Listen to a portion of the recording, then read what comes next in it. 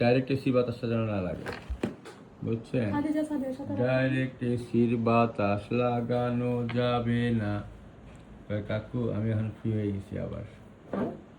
আজকে আমি বিলাই বইলা আমার দুই চোখে ইনফেকশন, এই ইনফেকশন হইয়া বারান্দায় ফ্রেশ হাওয়া খাবে নাকি?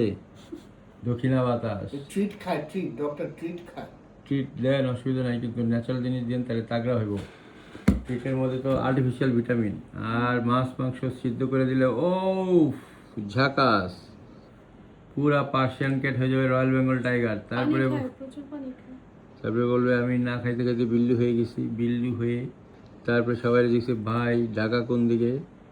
তারপরে হাইটটা ঢাকায় এসে পড়ছি, আয়সা বলছি সামিনদের বাসা কোথায়, ধানমন্ডিতে, তাহলে সামিনদের বাসায় চলে যাই।